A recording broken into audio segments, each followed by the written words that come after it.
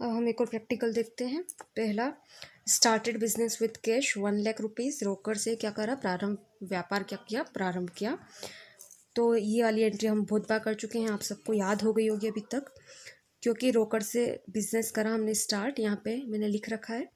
तो हमारा जो कैश है वो बिजनेस में आया है, और कैश हमारा क्या है, असेट्स है। तो असेट्स के नीचे हम कैश लिखेंगे, और ट्रांजेक्शन के सामने कितना लिखेंगे, कितना कैश आया बिजनेस में, 1,00,000 रुपीज़। ठीक है। और बिजनेस स्टार्ट करते समय लगाई गई चीज़ों को क्या बोलते हैं, कैपिटल। तो कैपिटल में भी हम कितना लिख देंगे यहाँ पे, 1,00,000 रुपीज़।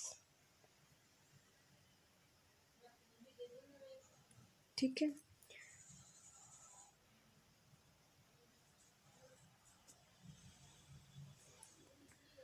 अब लाइबिलिटीज़ में कोई फ़र्क नहीं है, इसलिए लाइबिलिटीज़ में ज़ीरो लिख दिया। Next entry, bought goods for cash. हमने क्या करा है यहाँ पे, कैश से क्या करा है, माल क्रय किया है, गुड्स जो है हमने खरीदे हैं कैश से। ध्यान रखिएगा, यहाँ कैश लिखा हुआ है। तो आप अगर कैश से माल खरीद रहे हैं तो कैश तो जाएगा, माइनस हो जाएगा, आप परचेज़ कर रहे हैं तो कितना कैश कम हो गया यहाँ पे, 10,000, क्योंकि हमने 10,000 के क्या करे, गुड्स खरीदे हैं। ठीक है। और यहाँ पे हमारे क्या, यहाँ से गुड्स खरीदे हैं तो हमारे पास क्या आ गया, गुड्स आ गए। कैश जरूर कम हो गया लेकिन गुड्स आ गए हैं। ठीक है। तो गुड्स कितने के आ गए, 10,000 के। मतलब कैश तो माइनस हो रहा है लेकिन गुड्स आ रहे हैं। ठीक है। इसके बाद लाइबिलिटीज़ में कोई फ़र्क नहीं, क्योंकि कुछ भी देना अभी बाकी नहीं है। कैपिटल में कोई इसका इफेक्ट नहीं आएगा। नई इक्वेशन बना लेंगे। 1,00,000 कैश आपके पास था, उसमें से 10,000 के आपने क्या करा, कैश दे दिया गुड्स खरीदने के लिए। तो अब आपके पास कितना बचा कैश, 90,000। ठीक है। प्लस गुड्स आ गए आपके पास 10,000 के बिजनेस में, तो 10,000 के गुड्स हो गए। लाइबिलिटी कुछ भी नहीं है। कैपिटल कितना हो गया, 1,00,000। ठीक है। अब दोनों साइड इक्वल है, मतलब अभी आपका क्वेश्चन क्या चल रहा है, सही चल रहा है। Last transaction, sold goods for cash 5,000, cost ₹2,000। यहाँ आपको ये चीज़ को ध्यान में रखना है कि कॉस्ट कितनी दे रखी है, 2,000 दे रखी है। ठीक है। मतलब आपने क्या करा है, नकदी माल का विक्रय किया है 5,000 के माल का, जिसकी लागत कितनी थी, 2,000। अब देखिए जी, यहाँ ध्यान रखना, लागत मतलब कि उसकी कॉस्ट प्राइस कितनी थी, कितने में हमने उसको खरीदा था। तो यहाँ आपने जो 10,000 का माल खरीदा था उसमें से 2,000 का लागत का जो माल है वो हमने बेच दिया।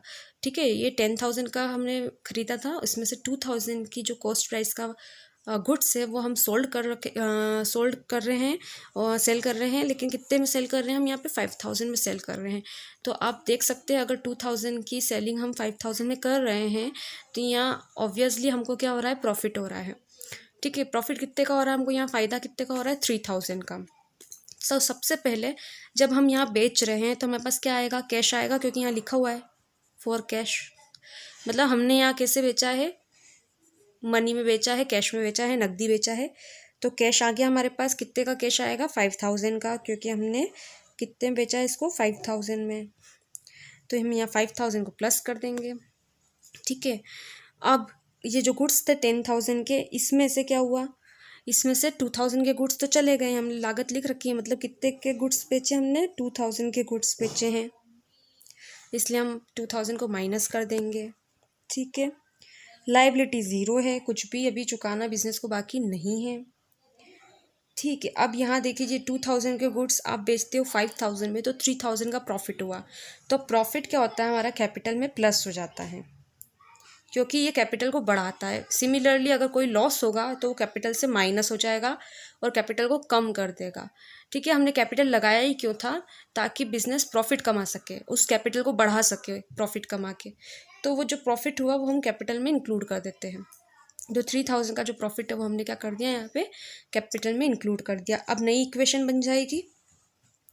तो ये आपका कैश कितना हो गया अब, 95,000। ठीक है। क्योंकि 90,000 था और 5,000 आपने गुड्स सोल्ड करे, उससे आ गया, तो 95,000 आपका कैश हो गया। 10,000 के गुड्स आपने परचेस करे थे, उसमें से 2,000 के गुड्स तो आप बेच चुके हो। तो अब आपके पास कितने के गुड्स बचे, 8,000 के। लाइबिलिटीज ज़ीरो है और कैपिटल कितना हो गया, आप 1,03,000।